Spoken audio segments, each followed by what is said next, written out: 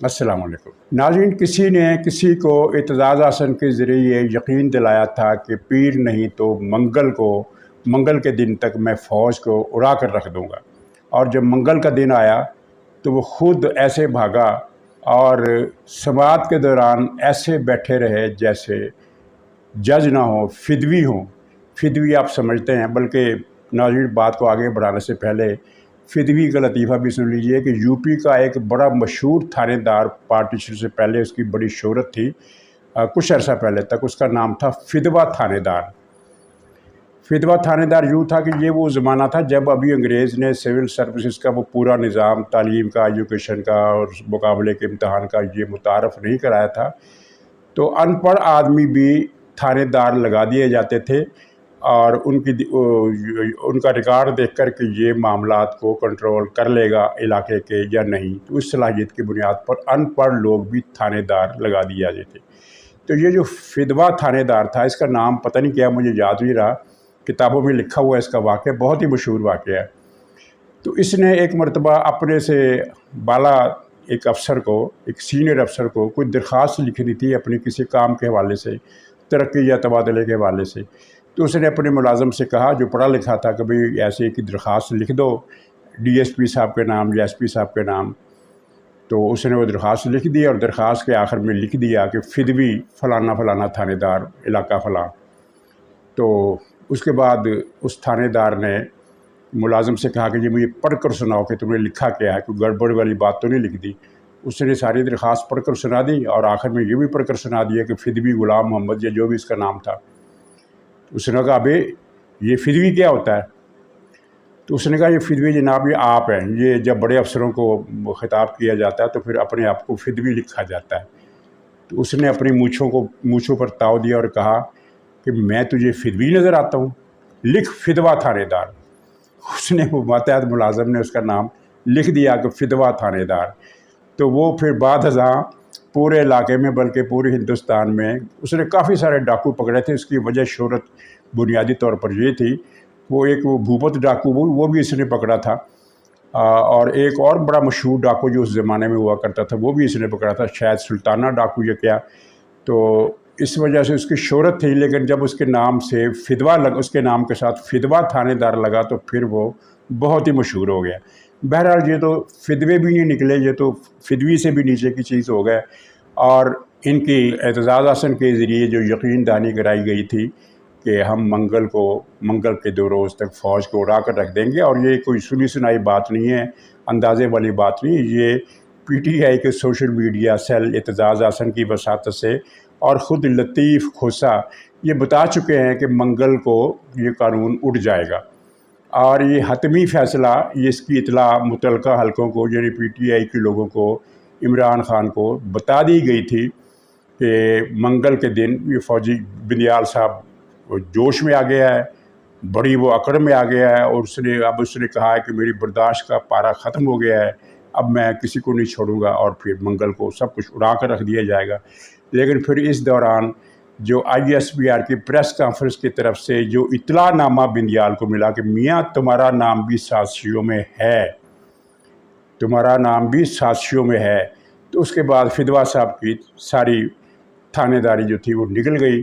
और फिर समात के दौरान जो रिपोर्टर हैं उन्होंने देखा कि मौके पर जो मौजूद थे, अदालत में, जो कमरा अदालत में मौजूद थे, ये चारों जज जो थे ये जजों की सूरत में नहीं बैठे हुए थे, बल्कि कुछ फिदवी किस्म के दरख्वास्त गुजार, ताबेदार, फैज़ गंजूर के शुक्रगुजार, इस तरह के लोग थे जो बैठे हुए थे। धीमे धीमे दलाइल और एतज़ाज़ हसन और लतीफ़ खोसा ने बार बार इस्तदा की कि ये होना चाहिए, वो होना चाहिए। उन्होंने उनकी सुनी अनसुनी कर दी और कहा कि हम तो अटार्नी जनरल की बात मानेंगे, अटार्नी जनरल ने हमारे मुतालबात पूरे कर दिए हैं, इसलिए हम स्टे नहीं दे सकते। तो अटार्नी जनरल ने कौन से मुतालबात पूरे किए? ये कि किसी मुजरिम पर, किसी मुलज़म पर फ़ौजी अदालत में जो मुकदमा चलेगा उसकी समाअत सरसरी या समरी नहीं होगी, यानी ये है कि मुलज़म पेश हुआ, चेहरा देखा और फ़ौजी ने सज़ा सुना दी, इस तरह की नहीं होगी। हर मुलज़म को वकील दिया जाएगा, हर मुलज़म के घर वालों से टेलीफोन पर मुलाकात भी कराई जाएगी और बात भी कराई जाएगी, वो मुलाकात की इजाज़त भी दी जाएगी। ये 3 चीज़ें थी जो जिस पर चीफ जस्टिस साहब ने कहा कि देखो हमारे तो सारे मुतालबात, हमारे हम जो यकीन दहानियाँ हासिल करना चाहते थे वो हमने कर ली है, तो अब स्टे देने की क्या ज़रूरत है। अब इसमें मज़े की बात है कि ये 3 जो यकीन दहानियाँ कराई गई हैं, ये कोई इजाफी या कोई नई यकीन दहानी नहीं है।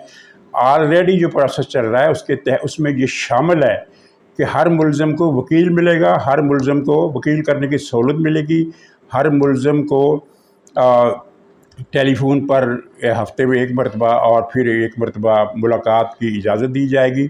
और समरी ट्रायल या सरसरी समात की जो अदालतें होती हैं वो तो ये है ही नहीं। ये फ़ौजी अदालतें वो हैं जो पूरी प्रोसीजर के बाद, यानी उसमें फ़र्द जुर्म लगेगी, पहले तफ्तीश होगी, फिर फ़र्द जुर्म लगेगी, फिर गवाह तलब किए जाएंगे, फिर फ़ैसला होगा और हाई कोर्ट में अपील भी। ये सारी चीज़ें पहले की हैं। लेकिन फिदवा साहब ने ये एक बहाना बनाया कि चूँकि हमारे मुतालबात मान ली गए हैं लिहाजा हम स्टे नहीं दे सकते, और मुकदमे की समाअत 15 जुलाई तक मुलतवी कर दी गई, यानी कि पूरे 17 दिन के लिए। और 17 दिन के बाद जब समाअत होगी तो अभी एक और मुसीबत इनके लिए खड़ी है, वो ये है कि जस्टिस याहिया अफरीदी ने जो बाकी मानदा 6 रुकनी बेंच में शामिल रह गए हैं, उन्होंने ये कहा है कि जनाब बिंदियाल साहब, ये कोर्ट जो फ़ैसला सुनाएगी, 6 रुकनी बेंच जो फ़ैसला सुनाएगी, इसे किसी ने नहीं मानना, फिर आपकी इज़्ज़त क्या रह जाएगी। अपने इख्तिलाफी नोट में उन्होंने लिखा कि अदालत की अथॉरिटी मनवानी है तो आप फुल कोर्ट कायम करें, फुल कोर्ट की बात मानी जाएगी, वरना ये फ़ैसला नहीं माना जाएगा। और बिंदियाल साहब के लिए खैर कोई नई चीज़ नहीं है, उसके कौन से फ़ैसले माने जा रहे हैं। ये दुनिया का पहला फिदवा है जिसका कोई आर्डर चलता ही नहीं है, कोई मानता नहीं है। 2 रोज़ पहले इसने अपनी समाअत में ये भी कहा था ना कि हमने तो बड़े सब्र व तहम्मुल का मुज़ाहरा किया और 15 मई के इलेक्शन की तारीख वाले फ़ैसले में सब्र का मुज़ाहरा किया और हुकूमत को तौहीन अदालत का नोटिस नहीं दिया। ये कहते हुए उसको पता तो था अंदर से कि इसने अगर ऐसा किया, हुकूमत को तौहीन अदालत का नोटिस नहीं दिया, तो कोई हुकूमत पर एहसान नहीं किया, इसलिए कि इसको ये बात बता दी गई थी कि अगर तुमने तौहीन अदालत की कार्रवाई शुरू की तो जनाब हम आपके फ़ैसले को रिजेक्ट कर देंगे, आपके फ़ैसले को नहीं मानेंगे और आपका हुक्म जो है वो नहीं चलेगा। कोई इदारा आपके हुक्म की तामील नहीं करेगा, इसलिए कि क़ुव्वत नाफ़ज़ा तुम्हारे पास अब नहीं रही। इमरान ख़ान की मुहब्बत में तुमने आइन और कानून को पामाल करके जिस तरह यकतरफ़ा और नाक़ाबिल अमल फ़ैसले दिए हैं, उसके बाद तुम्हारी साख जज की रही ही नहीं। चुनाचे ये अगर तौहीन अदालत की कार्रवाई कर सकता तो इसने छोड़ना नहीं था। ये तो वो जहरीला नाग है कि जो पाकिस्तान, इस्तेहकाम पाकिस्तान और पाकिस्तान में सलामती की सूरत हाल, पाकिस्तान की मईशी सूरत हाल पर जब इसे मौका मिलेगा ये डसेगा। अगर ये नहीं डसता तो इसका मतलब है कि इसका फ़न अगलों ने नाकारा कर दिया है। तो बहरहाल इससे पहले भी ये एक ऐसी यकीनदानी करवा के इमरान ख़ान को मरवा चुका है। इसने कहा था कि इमरान ख़ान तुम असम्बली तोड़ दो। इसने, मुनीब ने, एजाज़ ने, तीनों ने, और शायद मुज़ाहर ट्रक्का वाले ने भी कहा था कि तुम असम्बलियाँ तोड़ दो, हम फिर देखो हम कैसे हुकूमत वालों का पेट फाड़ कर तुम्हें इलेक्शन की तारीख लेकर देंगे। ये उस वक्त की अकड़ का माहौल था। और अकड़ का माहौल क्या था, यहाँ तक था कि जब 15 मई को इलेक्शन कराने के हवाले से हुकूमत की तरफ से ये मौक़िफ़ आ गया कि हमारे पास पैसे नहीं हैं, तो इसने एक सतर का आर्डर जारी किया। एक सतर का आर्डर, ये गुरूर और तकब्बुर की इंतहा थी कि हम एक सतर का आर्डर जारी कर रहे हैं। ये है कि फ़लाँ तारीख तक स्टेट बैंक का जो गवर्नर है वो इतनी रकम ख़जाने में जमा करा दे, हुकूमत के ख़जाने में रकम जमा करा दे ताकि अगला इलेक्शन हो। इससे एक लफ्ज़ न ज़्यादा हम कहेंगे ना एक लफ्ज़ कम कहेंगे। मतलब ये है कि अब तो हमने हुक्म दे दिया, अब तो कुन फ़यकून वाला मामला है, नऊज़ुबिल्लाह। तो उस वक्त तो उनकी ये हालत थी। और अब ये हालत है कि ये 15 दिन के लिए फ़रार हो गए। 15 दिन के बाद, 17 दिन के बाद जब कार्रवाई शुरू होगी तो इसके सामने और पहाड़ खड़े होंगे और ये फ़ैसला नहीं दे सकेगा जिस तरह का फ़ैसला। और आपने देखा कि जब ये दोनों taut, Aitzaz, senior taut Aitzaz और जूनियर टाउट लतीफ़ खोसा अदालत से बाहर निकले तो उनके चेहरों पर जैसे लगता था जैसे इनकी माँ मर गई है। तो नाज़रीन, ये जो टाउट हैं ये इनको भी अभी कुछ एहसास होने में शायद वक्त लगा है, जब वक्त लगेगा کہ بازی نہ صرف یہ کہ پلٹ ہو گئی ہے بلکہ بازی ختم ہو گئی ہے۔ عمران خان وہ جواری ہے جو اپنا ہر اثاثہ جوئے میں ہار چکا ہے، ہر چیز جوئے میں ہار چکا ہے۔ اس کے پاس اب ہارنے کے لیے، داؤ پر لگانے کے لیے کچھ باقی نہیں رہا۔ جو مقدمے ہیں وہ چلنے ہیں۔ اور خبر میں آپ کو یہ دے دوں کہ جن افراد کی مزید منظوری دی گئی ہے اس میں یہ پنکی جادوگرنی بھی شامل ہے۔ اس پر بھی فوجی عدالت میں مقدمہ چلے گا۔ اس پر کچھ مقدمات تو سول عدالتوں میں چلیں گے، نیب کی کورٹس میں چلیں گے، جن کا تعلق کرپشن سے ہے، توشہ خانے سے ہے، وہ فرہ بی بی کے معاملات سے ہے، اور بہت سارے کرپشن کے دیگر اس کے حوالے ہیں فرہ بی بی کے۔ لیکن ساتھ ہی یہ ثابت ہو گیا ہے کہ 9 مئی کی سازش میں عمران خان جو پرائمری مجرم ہے اس کا ساتھ دے رہی تھی یہ پنکی پیرنی کالی عرف جادوگرنی، یہ اس کے ساتھ تھی اور یہ سازش میں ملوث تھی۔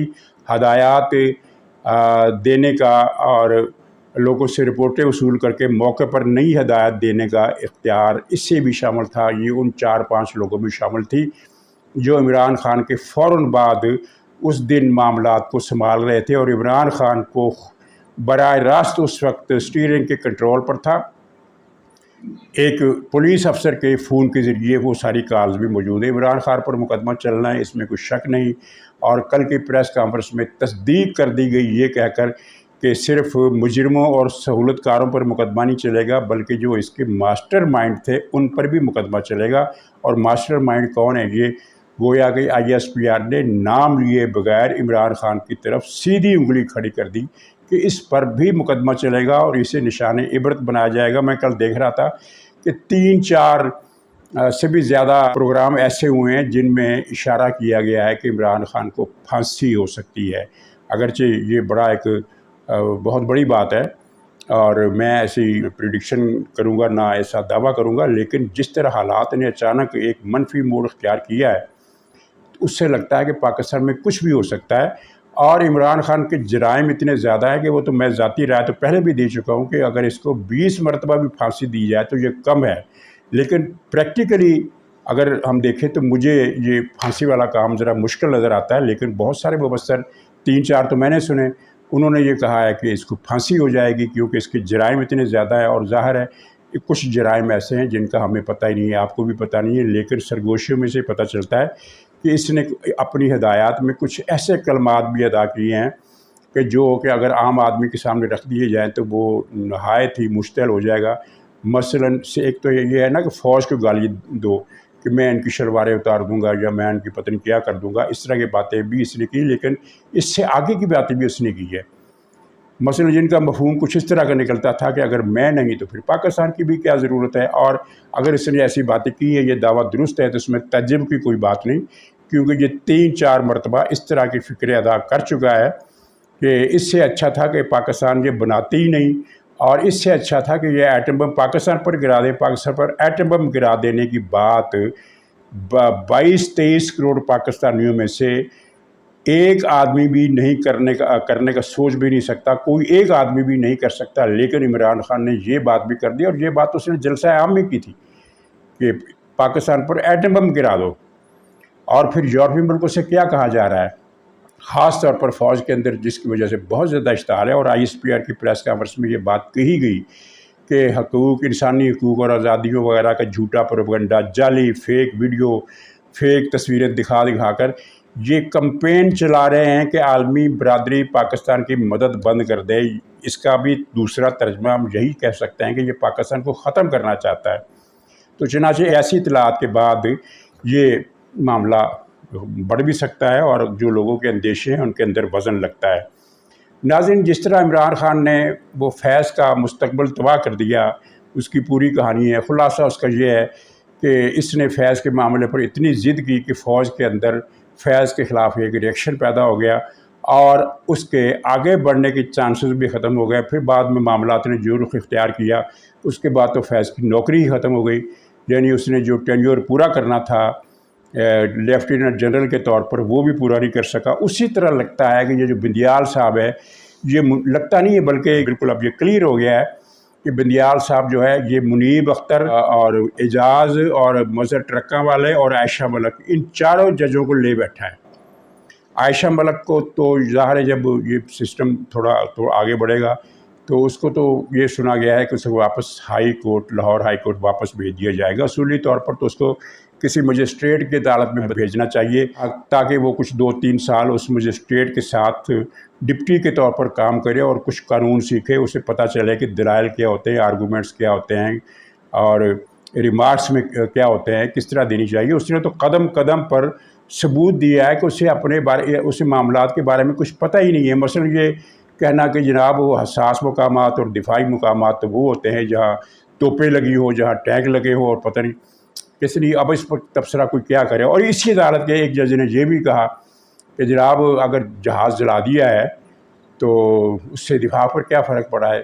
9 مئی کے واقعات جو ہوئے ہیں ٹھیک ہے وہ غلط ہوئے ہیں، لیکن ان سے ہمارے دفاع کو کیا نقصان پہنچا ہے؟ اب یہ جس طرح کی سوچ، یہ ان کی ایجوکیشن میں جو شک ہے وہ پھر کلیئر ہو گیا کہ انہوں نے وہ 2 نمبر طریقے سے وائے بٹھنڈا وکالت پاس کی اور پھر وائے بٹھنڈا ہی سفارش کر کے یہ لوگ جج بن گئے۔ خود بنیال کی اپنی قابلیت آپ نے دیکھ لی کہ کس طرح کے وہ ریمارکس دیتا ہے، عجیب و غریب قسم کے، اور ویسے بھی کوئی جج کتنا ہی زیادہ جانبدار ہو اس حد تک بے شرمی اور جانبداری کی حد تک نہیں گر سکتا جس حد تک بندیال گرا ہے۔ تو ناظرین اگلا معاملہ یہ ہے کہ عمران خان جو ہے وہ تقریباً زندہ لاش بن گیا ہے، اور اس کی تازہ ویڈیو آپ نے دیکھ لی ہوگی کہ وہ جس طریقے سے دیکھ رہا ہے وہ کسی نارمل انسان کا طریقہ نہیں ہے۔ بے خودی والا جو مرحلہ تھا نا، جو مرزا غالب نے اپنے ایک شعر میں بیان کیا تھا کہ ہم وہاں ہیں جہاں سے ہم کو بھی کوئی اپنی خبر نہیں آتی، اس طرح کی بے خودی، بلکہ یعنی کہ کہنا چاہیے کہ بے دماغی کی کیفیت اس پر طاری ہے، اور یہ دیواروں سے باتیں کرتا پھرتا ہے، اس کے جو لوگ بتاتے ہیں۔ اور خیر جو اس کی صورتحال ہے اس کی وجہ بظاہر تو یہ خوف، کچھ لوگوں نے بتایا کہ دراصل جب سے اسے یقین ہوا ہے کہ اس پر مقدمہ ملٹری کورٹ میں چلے گا اور عالمی برادری نے بھی اس کی مدد کرنے سے انکار کر دیا ہے اور اسے ہر طرف سے یہ واضح ہو گیا ہے کہ اسے ریسکیو کرنے کے لیے کوئی نہیں آئے گا، تو اس کے بعد سے اس کا دماغی توازن جو ہے وہ بہت زیادہ ڈیمیج ہوا ہے اور اس کے ہوش و حواس بھی نارمل نہیں رہے، اور اسی کو محاورتاً کہتے ہیں زندہ لاش ہونا۔ تو لیکن صرف اتنا معاملہ نہیں ہے، بلکہ 1 سال کے دوران اگر ناکامیوں کی فہرست دیکھیں تو وہ اگر کسی بڑے سے بڑے ہرکولس پر بھی اتنی ناکامیاں گزری ہوتی، اتنی مایوسیاں، اتنی ٹھوکریں، تو وہ جو ہرکولس تھا وہ بھی شاید ڈھہ چکا ہوتا۔ تو یہ تو عمران خان تو ویسے ہی نشے کا عادی ہے، اس کے اعصاب تو اور بھی کمزور ہے، اور ان 1-1.5 سال کی ناکامیوں کی اگر ہم لسٹ پڑھ کر سنانا شروع کرتے ہیں تو 4-5 منٹ لگ جائیں گے اسی میں، اس لیے میں وہ لسٹ نہیں پڑھتا، لیکن تازہ ترین واقعے کا حوالہ دوں گا کہ سب کچھ کھو دینے کے بعد، اپنی ہر چیز داؤ پر لگانے کے بعد، اپنا سب کچھ ہارنے کے بعد، اس نے آخری داؤ 9 مئی کا لگایا تھا، اور اسے خود اپنی دماغی خرابی کی وجہ سے یا اس کے کچھ حامیوں کی وجہ سے، اس کے سہولت کاروں کی وجہ سے اسے یقین تھا کہ 9 مئی کا پلان کامیاب ہو جائے گا، اور اسی وجہ سے اس نے یہ اشارہ دیا تھا کہ ہمارے حالات اب جلد ٹھیک ہو جانے ہیں، اور بلکہ یہ بھی کہا تھا کہ 1 ہفتے کے اندر اندر فضا بدل جائے گی، کیونکہ اس کو غلط طور پر، غلط اطلاعات کی بنیاد پر اس نے کچھ اندازے لگائے تھے کہ کچھ ایسا ہونے والا ہے کہ یہ عاصم منیر کا تختہ الٹ دیا جائے گا اور مجھے پھر دوبارہ اٹھا کر واپس اقتدار پر پہنچا دیا جائے گا۔ یہ اس کو بڑا یقین تھا، اور یہ اس کا آخری داؤ تھا، آخری مارکا تھا۔ اس میں شکست کا صدمہ جو تھا، اس میں جو اسے شکست ہوئی، اس کا صدمہ پچھلے 1.5 سال کے دوران، بلکہ 1.25 سال کے اندر جتنے اسے صدمات پہنچے ان سے زیادہ اس نے اسے شوق دیا، اور اسے زیادہ کولیپس، ایک قسم کا یہ نا ذہنی اعصابی طور پر کولیپس ہو چکا ہے۔ جسمانی طور پر یہ اگرچہ کولیپس نہیں ہوا، جس کی وجہ اس کی بھوک ہے، اسے بھوک بہت زیادہ لگتی ہے۔ 3 یہ بریک فاسٹ کرتا ہے، 3 یہ لنچ کرتا ہے، 3 یہ ڈنر کرتا ہے، اور اس کے علاوہ بیچ میں بھی حتیٰ کہ عدالت کے کمرے میں بھی یہ वहाँ मगज़ बादाम चलगोज़े और वो क्या होता है काजू शाजू ये चीज़ें वहाँ उसमें बैठ कर सौगी ये खाता रहता है अदालत में भी, यानी बग़ैर खाए। जिस तरह एक भैंस होती है ना 24 घंटे जुगाली करती है, ये भी कमबख्त 24 घंटे जुगाली करता है, स्वाए उस वक्त के जब ये जलसा करता है तो 1 घंटा या 40-45 मिनट की तकरीर के दौरान ये कुछ नहीं खाता और उसके बाद फिर ये छूटते ही कुछ ना कुछ खाता है। तो जो आदमी 24 घंटे खाता रहता हो और फिर उसका नशा भी ऐसा हो कि वो खाना हज़म भी हो जाता हो, तो वो जिस्मानी तौर पर तो कोलैप्स नहीं हुआ करता, लेकिन ज़हनी और असाबी तौर पर जो कोलैप्स कर चुका है, जिसका सबूत आपने इस वीडियो में देख लिया। और नाज़रीन फिर अगली बात ये भी है कि अब अगला जो इलेक्शन है उसके बारे में ये पता चला है कि कोई ऐसी पार्टी जो ख़ुद को इमरान का विरसा ज़ाहिर करती हो इलेक्शन में हिस्सा नहीं ले सकेगी। ये बिल्कुल गोया बिल्कुल एक फ़ज़ा बदल गई है। पहले ये एक थ्योरी थी और एक ऑप्शन थी कि माइनस इमरान एक पीटीआई को खड़ा किया जाएगा या एक पीटीआई खड़ी होगी जो माइनस इमरान होगी, लेकिन वो ये कहेगी कि चूँकि इमरान खान बाज़ मुश्किलात या बाज़ वजूहात की बुनियाद पर क़यादत नहीं कर सकते, तो ये क़यादत हमने अपने हाथ में ले ली है, ये झंडा हमने पकड़ लिया है। और इस तरह वो पार्टी इमरान खान का नाम अगरचे ले नहीं सकेगी, उसकी तस्वीर दिखा नहीं सकेगी, लेकिन लोगों तक ये इम्प्रेशन जाएगा कि हाँ ये वो लोग हैं जो असल में पीटीआई के हैं। लेकिन अब पता चला है कि ऐसा भी नहीं होने वाला। अगले इलेक्शन में पीटीआई, ऐसी पीटीआई जो ख़ुद को इमरान का विरसा ज़ाहिर करेगी, वो इलेक्शन इसीलिए नहीं लड़ सकेगी कि उससे कोई उम्मीदवार नहीं मिलेगा। और सूरत हाल ये है कि इस वक्त इमरान खान मुलाकात के लिए लोगों को टेलीफोन करता है, वो वीडियो कॉन्फ्रेंस करता है और कोई नहीं आता। चंद एक जो रह गए हैं जिन पर कोई केस नहीं है, जिनका वो 9 मई के हमलों में नाम भी नहीं है, जिन्हें कोई थ्रेट भी नहीं है, वो भी नहीं आते। यानी ये अब वीडियो इजलास करने के काबिल भी नहीं रहा है। अब सिर्फ ये है कि ट्वीट करता है और या व्लॉग कर देता है, और उस व्लॉग में कौम से खिताब करके पता नहीं क्या क्या अजीब और मज़ा खेज़ बातें करता है और अपने हामियों के दिलों में अपना तशख़्ख़ुस खुद ही बर्बाद करता है। तो नाज़रीन ये इबरत का मंज़र है, मुकाफ़ात अमल है। और इमरान खान जिस तरह बहुत आगे चला गया था फ़साद के रास्ते में, तो उसका एक मंतकी अंजाम है, जो भी आप समझ लीजिए। तो चुनांचे इजाज़त दीजिए, इंशाअल्लाह अगले व्लॉग में फिर मुलाकात होगी। तब तक के लिए खुदा हाफ़िज़।